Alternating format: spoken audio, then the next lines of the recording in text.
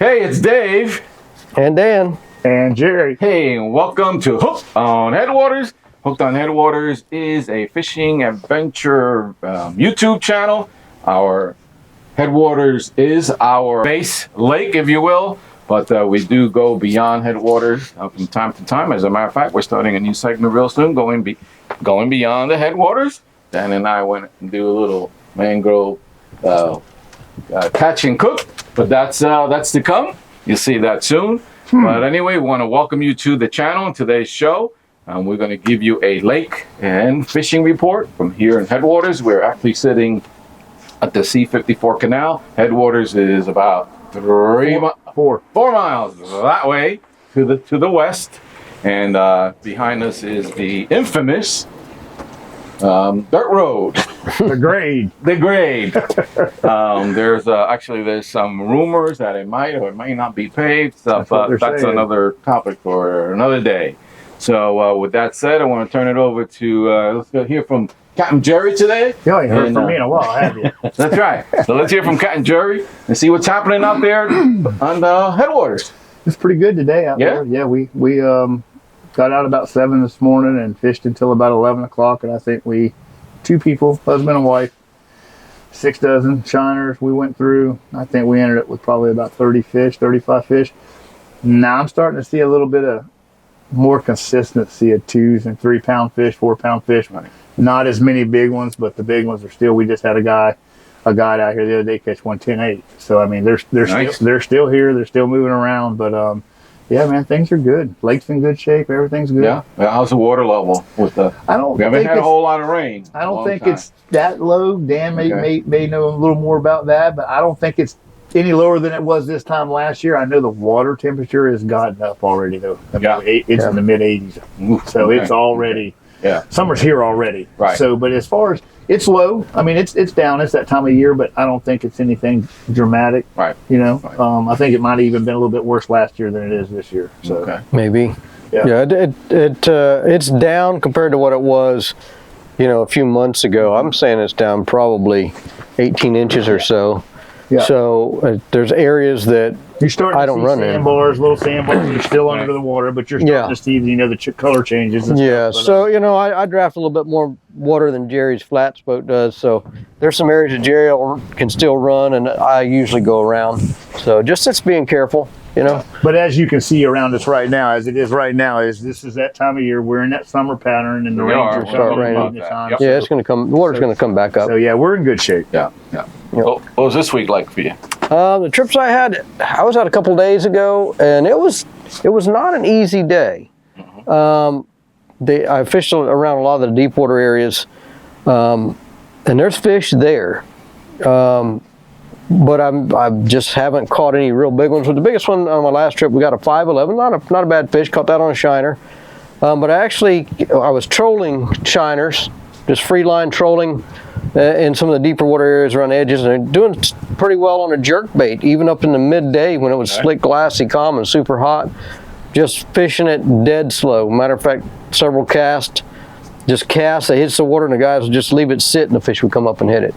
So it's not always like that, but that particular day, it was a fun day because we were still picking fish pretty regularly, and then picking up some usually bigger ones on the jerk baits. Something else, you probably noticed it too, in the deep water areas that I've been fishing, as I've noticed a lot of spawning.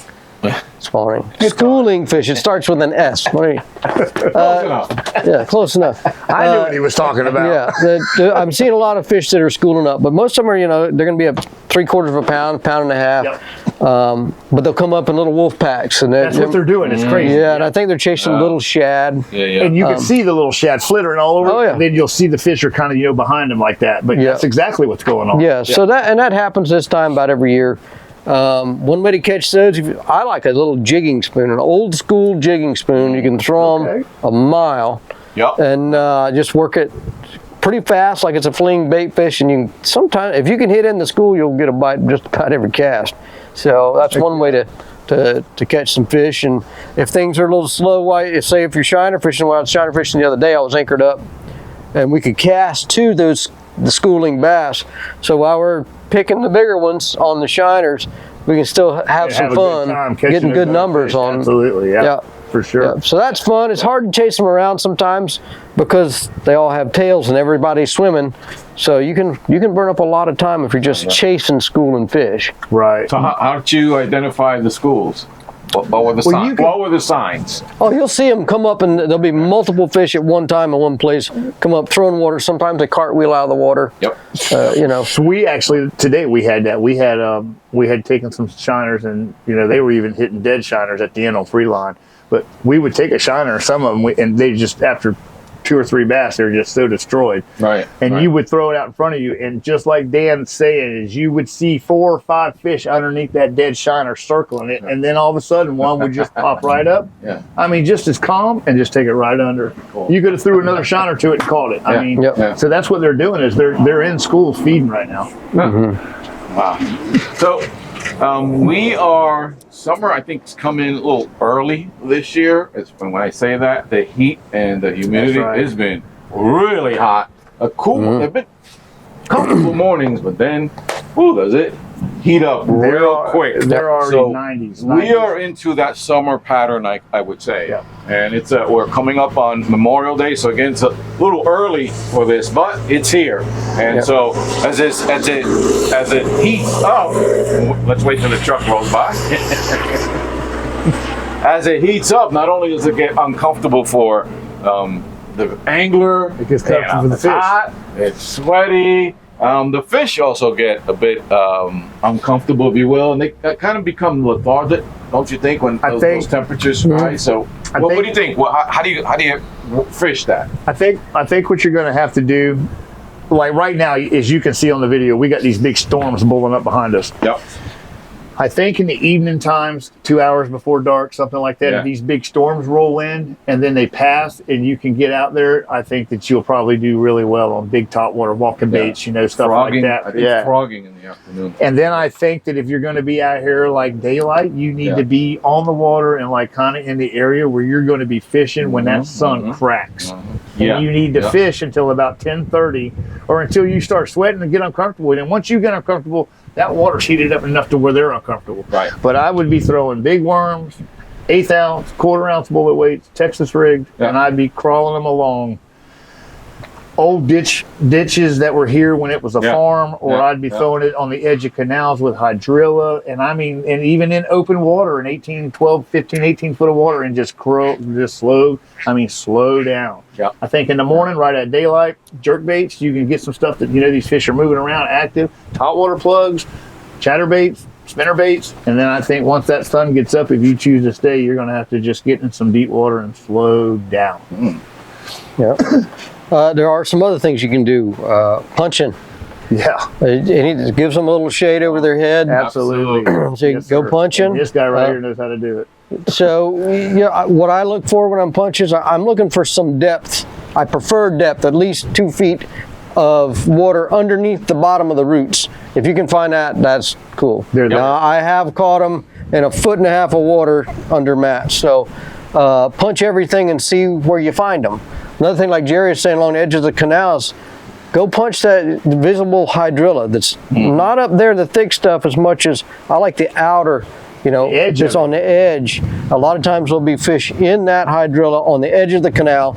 He can dart out into the deeper water, grab bait fish, and come right back in and hide. Sure. Yep. Now, Jerry was talking, that's kind of, to me, flipping is not a finesse technique. That's kind of a getting after it, That's a horsepower technique. Yeah. So now, like Jerry's talking, slowing way down with big worms, fishing deep on the bottom, real slow. That's cool. I do the same thing, and I 100% agree. Now, on the other side of that, there's some things you can do.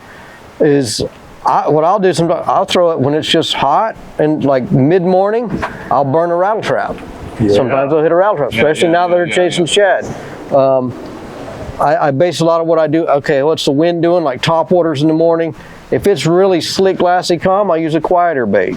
That's right. Sometimes you can catch them on that plopper, even when it's slick, glassy, calm. So not everything's set in stone. Yeah. I like that plopper too, man. I like that bait. Yeah, but like I was saying earlier, we caught them on jerk baits. Yep. Later, like all the way through the heat of the day, it's just where we were. The fish were kind of, they liked it. So, and that's kind of it can be more more than a finesse like to it's almost me. like that right there gets their attention, and then as soon as it stops, they're like, "Oh, now I better do this now." Yeah, and yeah, they grab it. Yeah. So like finesse or go all out reaction strike, jerk bait, rattle trap, something kind of in their face.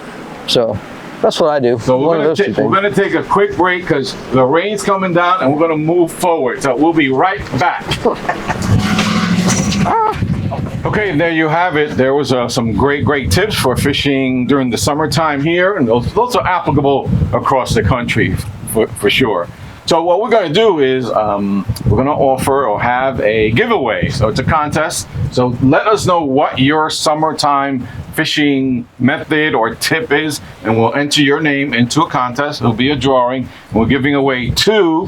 I'll tell you what, we're going to make that 3 American Baitworks bait packs. So we'll put together some bait packs and send it off to you. We'll be picking the names on Saturday. This Saturday, I'll pick the names, and once I announce the winners, you can contact me. So again, give us your summertime fishing tip. We'll enter your name into the contest, and we'll pick winners on Saturday morning. That'd be cool. I want to thank American Baitworks for their partnership and support of the channel, and Blue Cypress Lakeside Cabins. Thank you. We really appreciate you. And gotta say, we thank you for taking time for watching and connecting with us and commenting. We love it all. Thank you for your support. It's really appreciated. We want to thank these 2 guys, Captain Dan, Captain Jerry. Listen, it's still great fishing. So if you're planning a vacation, especially if you're from north coming down for a vacation, it's time to book your trips. These guys fill up pretty quickly. So plan ahead, book a trip. While the family's at Disney, you can come on down and fish. It's only about an hour and a half or so from Disney, more or less. That's funny. 45. So I had a customer today. They were actually at SeaWorld yesterday. They came here and fished today. yeah, so there you go. If you want to do something a little different, do a kayak trip. I do saltwater and trips here. The saltwater bite has been pretty hot. Most of my trips now have been saltwater, but if you want to do something again unique, I call it that eyeball to eyeball Florida fishing experience, and come up with me on a kayak. You're gonna have a good time. So with that said, again, thank you guys. Thank you. Have a great week. Have a great Memorial Day. Be safe. Fish well. So long, everyone. See you guys. See.